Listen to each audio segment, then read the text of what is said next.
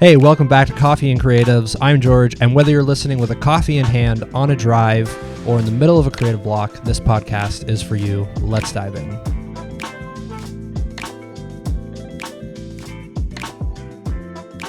So as we dive back in to this week's episode, we have another special guest. Well, we've had him on the podcast before, but Blake Rice, thanks for joining us again. No problem. We are going to dive into a little bit about tech stuff, tools, authenticity, and especially AI, because that's a big thing right now. But before we kind of continue in, why don't, since the last time you've been on, tell us a little bit about what's been going on in the world of creative with Blake. Creative with Blake. Oh gosh. I don't know. We bought a house, so my creativity, I guess, was doing renovations for the last 6 months of my life. It shifted into that.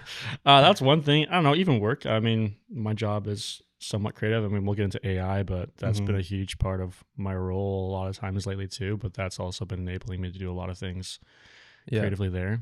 I have some goals in mind for this year, things I want to get back into creativity wise. So still, I kind of wrote off January because that was kind of, you live in Canada, it's been terrible snow. So I haven't, something else. I've kind of had a reset. So let's just call February the new January. That's my new resolution. So. Let's just dive right into AI, like you said. Yep. What's been a big part of AI recently in your workflow? Jeez, man, I don't know. It's hard. AI has taken over. The problem with for what not the problem, but the thing you need to remember with it is just how fast it changes. You have to be it's a lot to keep up with. Yeah. And it's gone from like what we started off with ChatGPT being the main thing to being like there's so many other AI models out there that are honestly even better than ChatGPT, but just so many to pick from, all doing different things. And even within that, there's subsets of like they all do things better than each other. So trying to remember all that's been a lot. And just the things they can do these days. I mean, I think even since we talked, like now, like the AI video stuff has gotten a lot better. It's still you can tell with certain areas, but it's also there are some models or certain use cases that it's very hard to tell the difference. I've seen some stuff recently where I'm like, that could be real. Yeah, like, there's times where I'm like, oh, that's crazy, and I'm like, oh, wait let me watch it again. Yeah, every time now you see something in the news, you're like, wait a second. Yeah, is this actually? Especially on Facebook, on the Facebook news and stuff. Yeah. Everything is like, I got to do some more research. Well, to the point now that things that are real, everyone's like, this is AI, and everyone's like, no, actually, this is real. So it's like it's getting to that point now. It's hard to distinguish the difference, but. I mean, for use cases for me, even for like work. So, for example, I know nothing about code. I know, actually, that's a lie. I know a little bit of like the basic HTML, CSS stuff, but like for use cases, even for work, or even just for myself, it's like now that I have the ability to like have this idea in my head and then flesh it out and have a full working prototype with code that I can't do on a regular basis. It's scary you can do it. It's still not perfect, but to get something that I just don't have the natural skill set for, or even the time to dedicate to. Yeah. I don't know. It's been helpful that way. It's almost like you don't need a degree. You don't need a 4-year degree to. You don't, and like it's never going to do it perfectly, but it's going to do enough to like. It's not doing it perfectly yet, but like there are more tools. Like there was one that's just been released that's like an open source like hosting for like an AI model, and usually how AI works is you go back and forth, you prompt it comes back with a result, and you kind of go back and forth. This one. What it does, it pretty much has like a unlimited memory, so it remembers everything you've talked about, everything about you give it. Yeah. But if you tell it to go do something, it'll just go problem solve. So instead of coming back to the result, it will just say, "Oh, this isn't exactly right." It'll think on its own, go find the tools it needs, comes back. So I've been using that a lot this week for work, and so if it gets stuck or breaks, it'll recognize that and go figure out, okay, well, how do I get around this itself too? So how do you find AI is actually giving like criticism back? Like, do you find I was looking into it and I was doing research kind of getting ready for this episode, and I came across Mark Manson has a like an AI tool that he created called Purpose that is like he's kind of reshaped AI to actually like point out your flaws. Like you kind of do the same thing you would with like ChatGPT, and you kind of just like explain to it. But what he said he noticed, and what I even noticed like when I look back through like prompts that I put into ChatGPT is like almost like that it never challenges you. It just kind of gives you the answer, and it gives you the answers in like always positive ways, and always like there's never like negative. But then when I just did a trial of his purpose one. Yeah. And I just put something like really complex in that I'm working through.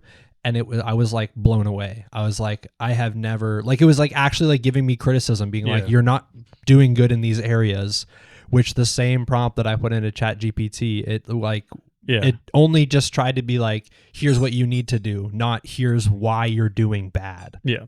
So, sorry, Phoebe's distracted. Phoebe. There's, it depends on the model. Like ChatGPT, that's probably one of the biggest complaints about it that I've even because I've used it heavily the most because that's what we started out with, and like because it's developed over time, it knows me well to like what I want. It's probably the most popular. It is. It's the most mainstream, but I think I'm realizing these days as I'm trying other ones, it's definitely not the best. It has use cases and different tools that I wish the other ones did have to make them better. Yeah. But that's one of the complaints you get a lot of times. It's very agreeable. Like it doesn't. You could give the most ridiculous idea and it's like, oh, that's amazing, right? Where it doesn't push back.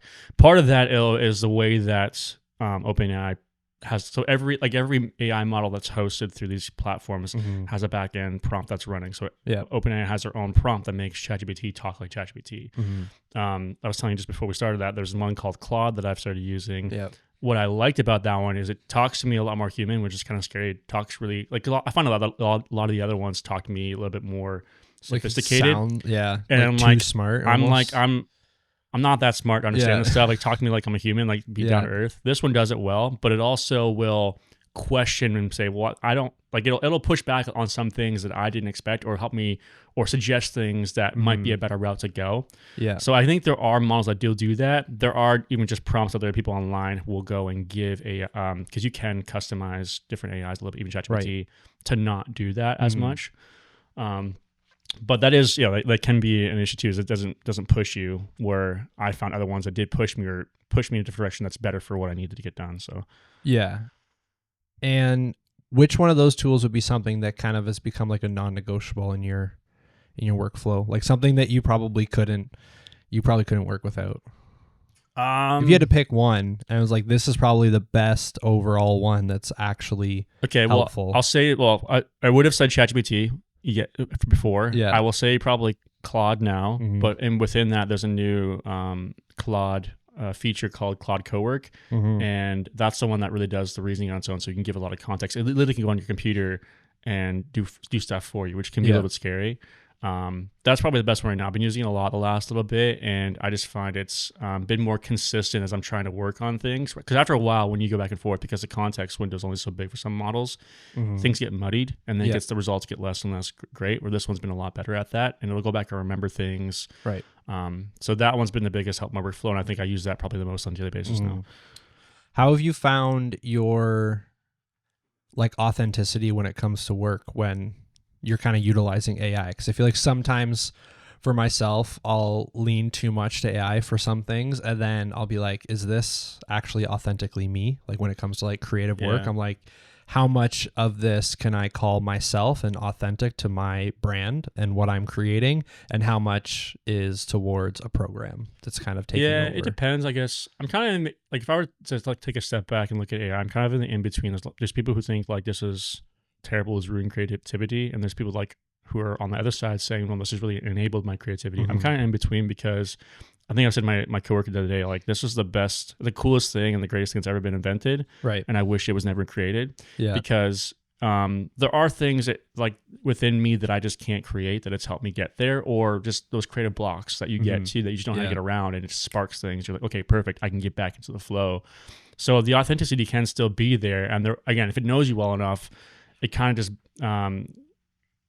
comes out in the way that I'm imagining anyways, and it's perfect. But there is times that I find that I am getting less, like all the cognitive stuff, cognitive. There you go. See, it's slowing down. Yeah. That I would be natural with, or would kind of wrestle with. I just offload a lot of times too, which can be like, okay, I'm using a little bit too much. So there are, and even as well too, I find these days, because the options are endless with AI, especially with creativity or tools. Yeah.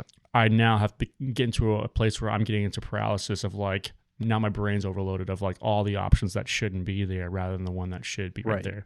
So that's when sometimes I need to take a step back and be like, what do I want to just do? Just go do it. With AI always giving you so many options, I feel like every time I'm using ChatGPT and I'm working on prompts and like trying to get ideas for something, I think it gives me almost too many options to where I don't know which direction to go. Do you ever find that it's almost too helpful? Yeah, it can be. Yeah, for sure.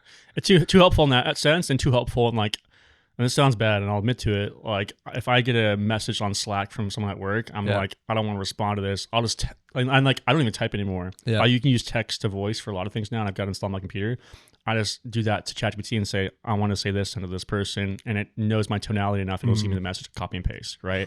It's bad. That's scary. It does speed things up, but I'm like, because I don't know, but in those moments, I'm like, man, I'm lazy. Yeah. Like, I just don't want to do it anymore. So I actually had to delete AI from like my phone. Yeah. Because I was using it too much, and I'm trying not to use it, but I feel like it's so hard, and I feel like it also, like you said, like it helps open creative blocks to new ideas and to try new things that you probably would have never considered trying before. It's the same as social media. Social media is like, we're not meant, or even just the internet, we're not meant to have this much input all the time. Mm-hmm. And I feel like AI has only increased that, because not only did we have the world at our fingertips before, now we have it even faster and even more. Yeah. Like it answers to anything, like everything. Even at a point, Googling was a task. To go to Google something and find the right thing took you work to do. Yep. Now it's like seconds and boom, it's there for you, right? So, yeah, it's the critical thinking that is slowly going. Yeah, it is. It definitely is. In different ways, though, too. I feel like I have to, because not only am I losing critical thinking in some ways, and I'll admit to that, but I'm also developing it in other ways, because I have to think about how do I want to use, because I still have to direct these tools in a way too, of like, I need to ask this in the right way or direct in the right way to get the result that I want. And there still is some problem solving that I have to do around the result it gives me. It just helps me get there quicker, I guess. How do you kind of see the evolution of creativity over the last 5 years, like with AI? Like, have you seen kind of like, personally for me, I've seen a shift to where it seems like a lot of things are becoming easier, to where people are kind of taking the scapegoat, and they're just like, oh, I can just use AI for everything, and it can help me with like what I should post on Instagram and what I should post on social media, and kind of doing all like that. What's kind of one thing that or just anything that you've seen that's like stood out into how that's changed like in the previous five years with AI? I mean, I work with like YouTubers on a regular basis, people who like are trying to grow on the platform. Just watching that, if we had started the program even a couple years early to like the AI boom, I feel like it would have been a lot more enjoyable for the people, like all my coworkers and stuff, because you'd be getting people who actually want to go on the platform a little bit more intentionally and have to do the work. Now we just get people jumping in who are like just giving whatever ChatGPT gives them into the coach and saying, you know, what do you think about this? And the coach who's like invested in like YouTube and loves the platform is, and because people are, obviously there's ways to make money on this, right? So they're looking at this, and the coach is like, I didn't want to help this person because they're not putting the effort in. So that's one way. Music's another way too. I mean, I definitely, like, there's an AI called Suno, if you look that up. Yeah. So Suno, you can just describe a song you want, and it does a really good job. To the point now they have their own DAW, so you can literally have stems, and you can, like, for example, and this is where it's cool. Like, this is kind of like where it's like, I hate it, but also like this enables a lot of people. For example, like we both are musicians. We both, I don't know how to play a lot of instruments, or I can play just guitar, right? And I don't know, like, I know just basic acoustic, some rhythm electric, but I can just hum, let's say, a rhythm lead line, or a like a trumpet sound, whatever it is. I can hum what I want into the microphone, and then tell AI I want in this sound, and it'll bring me back exactly that tone or music or melody, whatever it's in that instrument for me, that I can put into the DAW and build out the song, right? So if I want to build out a full song myself that I actually wrote on my own, which I do, and I think it comes down to like your conviction or what you think about AI. Like, there are people who will just make full songs from AI, and, you know, if people enjoy that, that's cool. There are certain aspects where I'm like, okay, I'm cool with it up to an extent, but this is where I would rather the humanity of it. At the same time, too, what we're also seeing, what I feel like I'm seeing on YouTube, is the flood of AI coming through that. There's people on the other side. You have to recognize, yes, it's enabling creativity, or people are abusing it. They're using it a lot to like scapegoat, but art really is only valuable in the ear or the eye of the person who's going to be viewing it on the other side, right? So if they're going to have this perceived value because it's AI and be like, I don't care for it, then they're not going to care for it at all, right? And that's where we're seeing a bit more of a shift of these more raw, real, especially on YouTube, less polished videos like Mr. Beast X style. We're not doing that much anymore. It's more like, hey, I'm just going to throw up a camera and talk because that's nostalgic. That's clashing to what we're normally seeing these days. And people just are sick of the AI.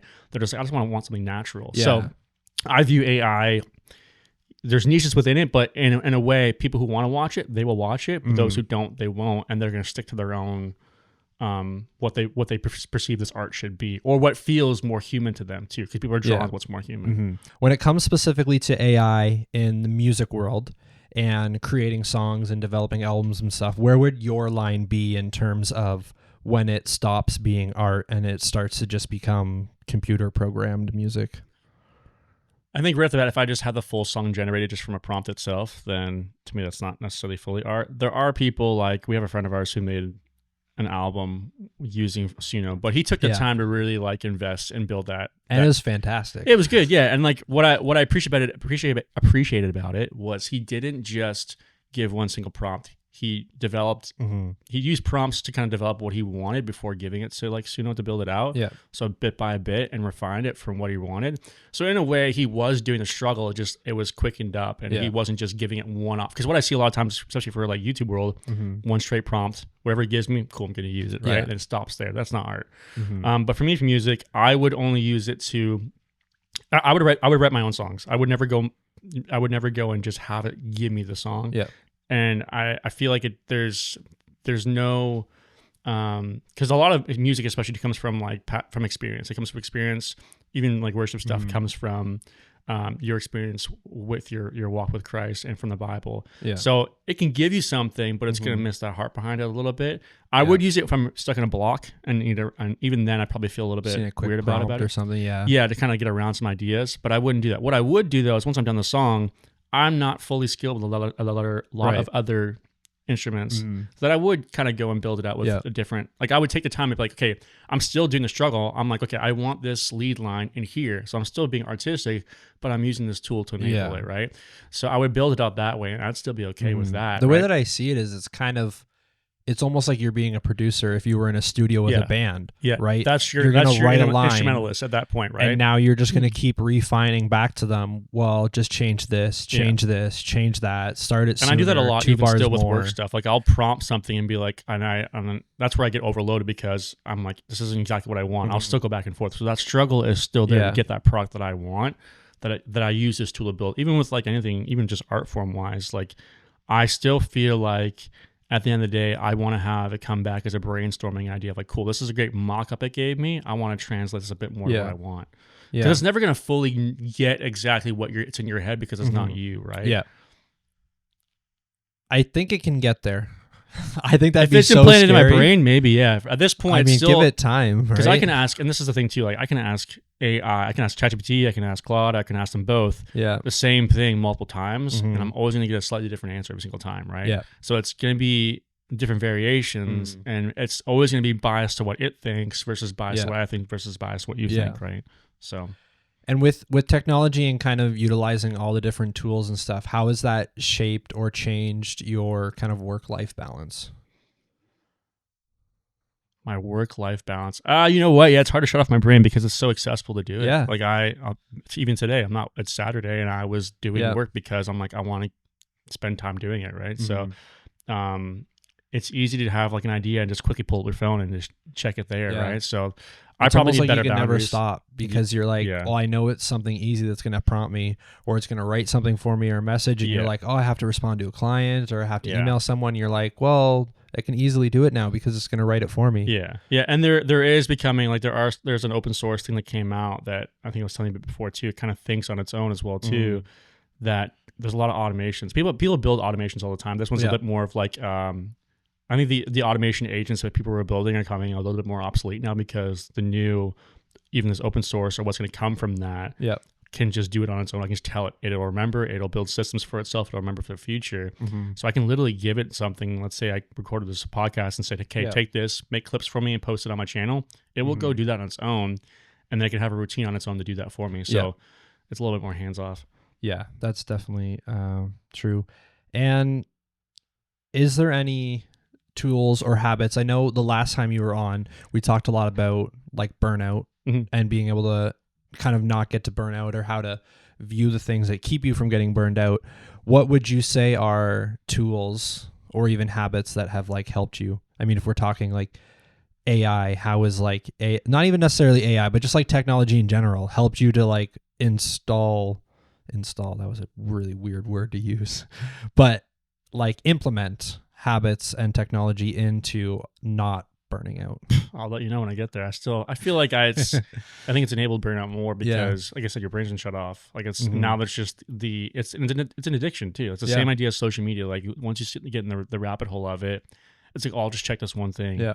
So I don't think it's necessarily helped me remove burnout. I do have an avenue to go talk to something if I need, like, in the moment therapy, which is not always great. I mean, I wouldn't go to the extreme of trusting everything, but just to have that, you want that reassurance sometimes, or I don't know. It's kind of weird. I feel like all of us have at some point used ChatGPT as a therapist, and you kind of feel weird about it, but you still do it anyways. I don't think I have yet. Oh, okay, a lot of people have. I do it on a regular basis. I don't think I have. I should try it when I'm.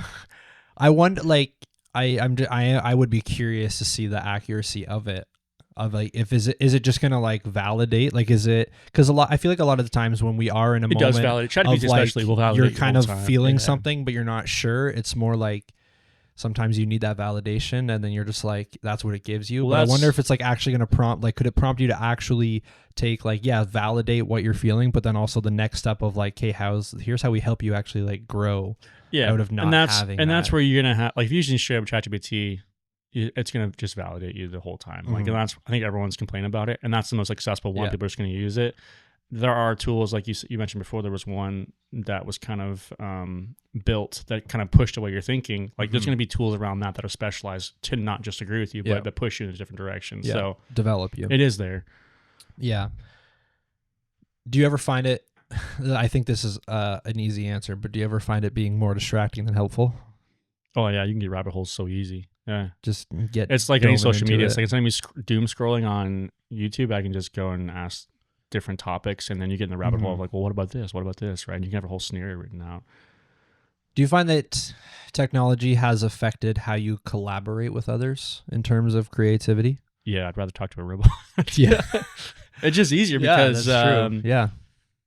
Yeah, it's bad. Like I told you, I now have it give me my own DMs to send people because I'm too lazy to do it. So definitely, collaboration's gone downhill for sure. Because I mean, you don't really need to collaborate with someone. You can just, you just respond to their message. It's not like you're not really collaborating anymore because both people could be just utilizing AI to just help them write and that's everything. A weird thing too. It's like, cool, like going back to my work thing. Like, there are people who will use AI and like they're working together and same thing, just giving each other like AI stuff back and forth, and it's just like there's no human involved with this. I'm delivering it to you as a human, but both conversations on both sides are just AI going back and forth just through a funnel. Like, I think everything is slowly just getting further and further apart. I feel like we kind of like we're face to face, and then we had phones step into the game. So now you're calling each other and you're one step, and then you have social media and texting. So you're like stepped further back from reality of interacting with people. And then now AI is,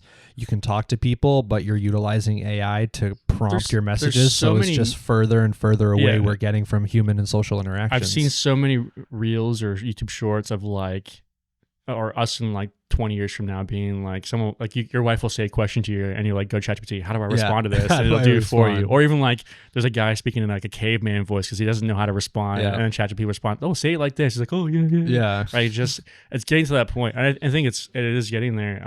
The reality is, I think about even the school system, like, I don't know how else you can get around that.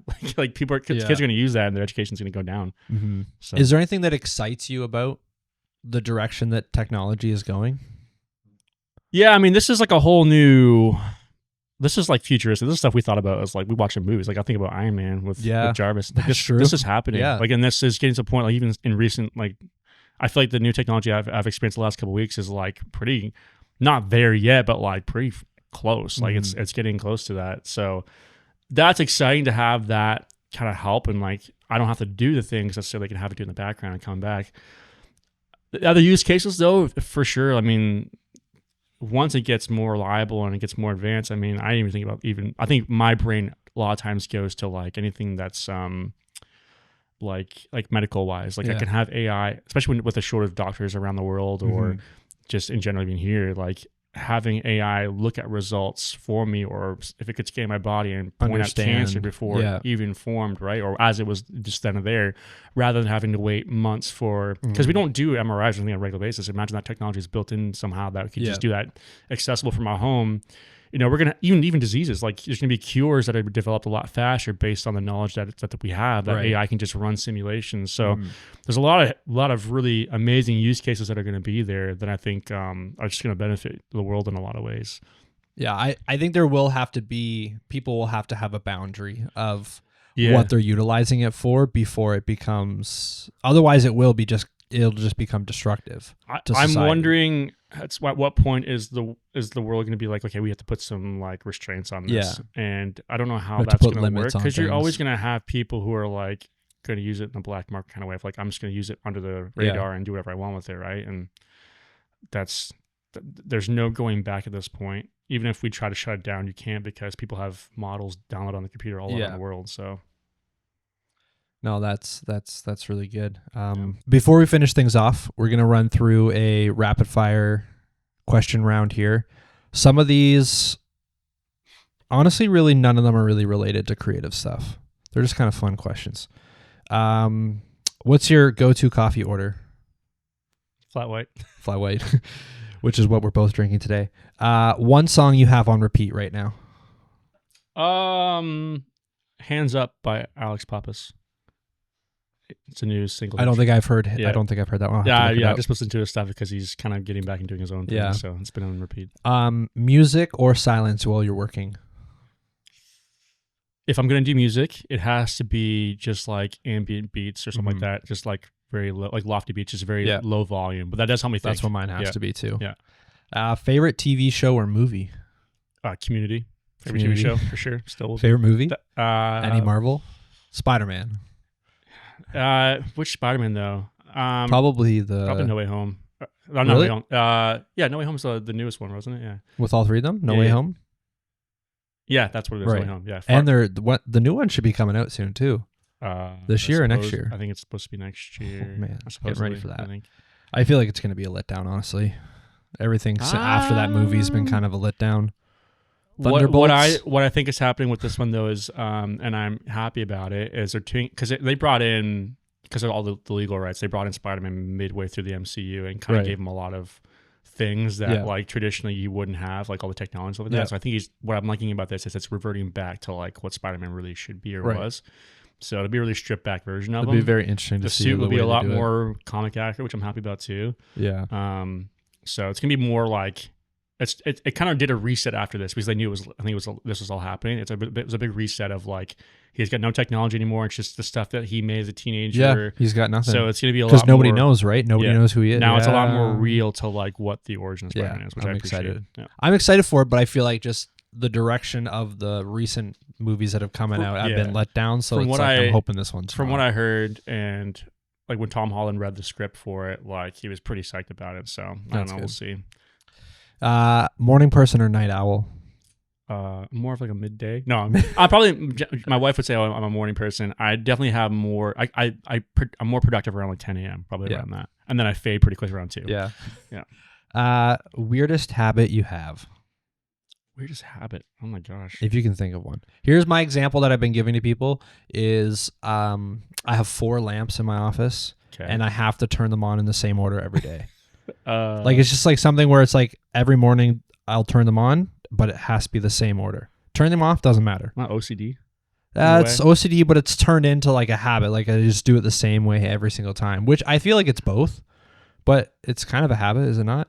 I guess, yeah. Or like that's the like where does it become a habit and where does it become OCD? I can give you scenarios. I don't know if I had, like, I'm not saying I have diagnosed OCD, but when I was a kid, it was so bad that like I couldn't, if I walked somewhere or walked around the house, I had to go back in that same path. I could not go a different path because in my mind it was wrong to do that.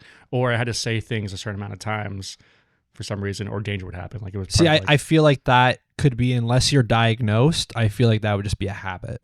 Okay, sure. Like, because a habit is just something that you do all the time, the same way every single time you do it. Yeah. Is it not? Yeah. I think. Yeah, sure. We'll have to look into it. Sure. Sweet or salty snacks? Salty. Yeah. What sparks your creativity the most? Probably watching people I aspire to be like who are creatives. That's probably my favorite thing. Yeah. I'm on a huge Peter McKinnon binge right now. Oh yeah. Just watching everything and anything by him. Yeah. Create alone or collaborate? Generally alone. Yeah. Collaborating is a hard thing. Especially now with the AI. Yeah. But I mean, there is value in it. It's from what I've experienced or even heard from the people, it's finding the right people to collab with is also a big piece. Yeah. That's true. And this one's not, well, actually, this is a good question for you. I think I know the answer. If you could have any superpower, what would it be? Spider-Man. Yeah, that's what I figured. Awesome. Well, thank you again for today's episode, and appreciate you being on the podcast again. No problem.